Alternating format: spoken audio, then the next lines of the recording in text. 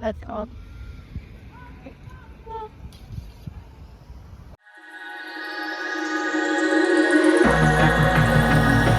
Fish just ate on the surface right there.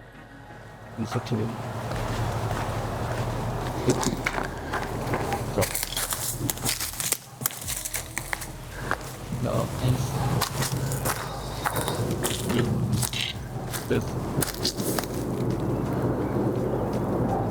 Yeah, pretty rad.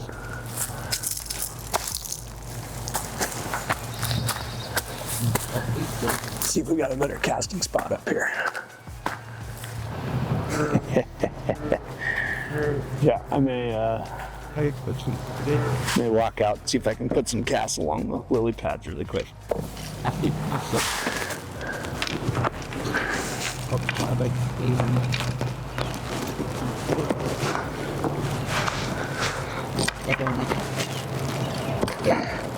I swear I've done this before.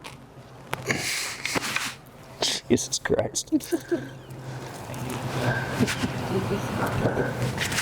So few know this, but the sound searcher that we hold so near and dear to our heart with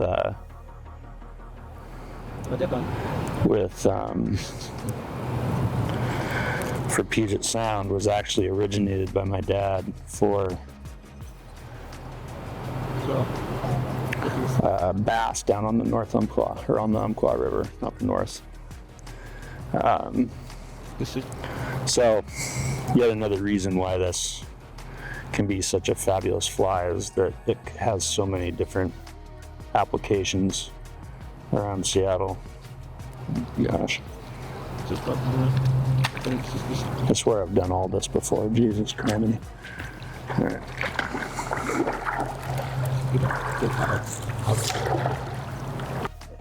Oh, yeah. And so it turns out, while wading too deep into the water with your mic in your pocket is a bad thing. So that right there is when the mic goes dead. And now for your Friday fly fishing report.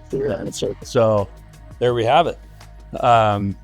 So let's talk about where we are today. We're in a South Seattle urban lake, and we are chasing bass because that's what we're all going to be chasing here in the next couple of months when the water's too low everywhere else. But it's not there yet. So let's talk about this a little bit. Again, close proximity to your house, watersheds in the Seattle area. Seattle's got a ton of them. We're at Angle Lake today. You've got Phantom Lake, you've got Rattlesnake, you got Alice, you got Lake Washington, you got Green Lake. If you pull up your kid's Pokemon and look for blue spots on the map, that's probably a pond with fish in it, and you should probably go check it out. So here we are, Angle Lake chasing bass, and part of the reason for that is that this last week we had some pretty good rain. So starting out with the Middle Fork Snoqualmie, it was at 2,000 this morning. It'll drop fast, but as of right now, not fishable. So you're going to need to probably give that until Sunday, which Monday is supposed to be super warm. So just kind of keep that in mind. What we will lack in rainfall, we might gain in what little snow melt we have capability for left. So just keep an eye on that gauge. We like to see the Middle Fork below 1,000 for walk and wading, but it'll get back there quickly. South Fork is fine. Cedar was at 450. Cedar's fine. Yakima 2,000, perfect. Right now you're in the middle of caddis and stonefly season. Like there's virtually no reason to fish almost anything else on any moving watershed in this region right now. So here's a little one for you. How about you take a mid-size stimulator, riffle hitch it, and put it on your trout spay and skate it for Yakima trout. Oh, I actually just said that. Crazy. Riffle hitching a trout fly because you want to skate it with a trout stay. Yeah, you can do that. For those that like to swing, it still blows my mind that every time we're over there, we'll see 400 anglers, and I think it's less than zero. There was a movie about that, less than zero. Less than zero of those people are out there spay casting for trout. Bummer. It's fun. It's a great way to cover that watershed. So give it a shot. Cowlitz was at 2,800. It's already at like mid to late summer flows. So that means every piece of swing water on that river is in prime shape. And as we get into early July, which is generally the peak for summer run steelhead, that's a wonderful watershed to be looking at right now too. And there are some cutthroat in there, so you could swing some smaller flies for cutthroat in the same riffles that same runs you're fishing for steelhead in. You kind of have to fish that mostly from using a boat for access. But if you don't have one, the Blue Creek run is huge. When the water's at this level, there's at least a mile of water that you can probably walk and swing flies through. You won't be alone. There will be jet sleds. That I don't want to lead anybody down the path of this being a pristine wilderness experience. It's not. It is a chasing steelhead on the swing opportunity that exists within an hour and a half, 2 hours of Seattle. Green looks like it's in really good shape right now too. So same thing there. This time of year for spay, we're probably we should be getting you into scandies. There's really, in my opinion, no reason to be throwing Skagits right now because the water is just too low. And coming back to bass and crappie, like every one of the lakes around here has them. And the Sound Searcher, the fly we talk about for Puget Sound, was actually kind of developed by my dad on the Umpqua River for bass down there. So it's a switch hitter. It's a dual purpose fly. Go hit the Sound for cutties and then drive 15 minutes over to Angle Lake or one of the other lakes and stick bass on it. Change it up. All right. Light at this hour, at this time of year, you got 2 hours before work. So you get up at 5:30 or on the water by 6, or actually let's just say get up at 4:30. Get up at 4:30. Be on the water by 5.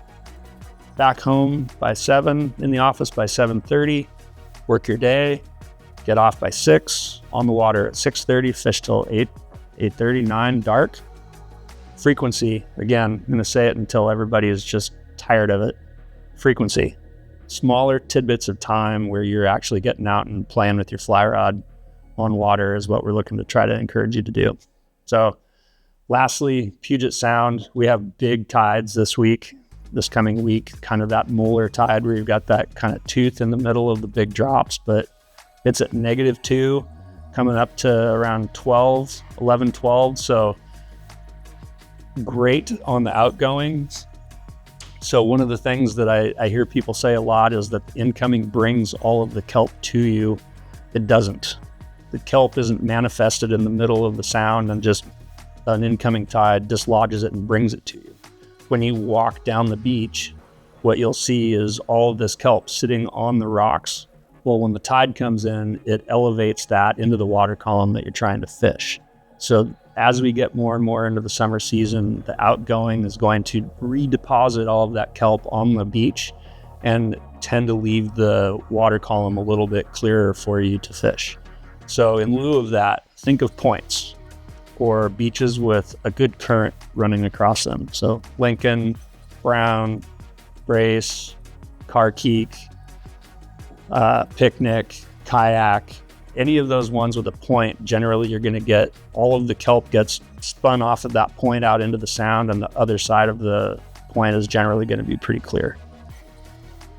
Outside of that, here we are again. This is been doing this for 5 weeks, or almost 5 months now. So what we're actually doing is creating a little bit of a visual calendar for you to always go back and reference what was fishing like at this time last year. So come next year, you'll be able to reference all of these on our YouTube channel and of course on our Instagram. But what it's doing is creating a little bit of a journal for you. And that's what we want. We're out here doing this for you. So questions, come in, ask. You know our Instagram for the shop. You know, probably know mine.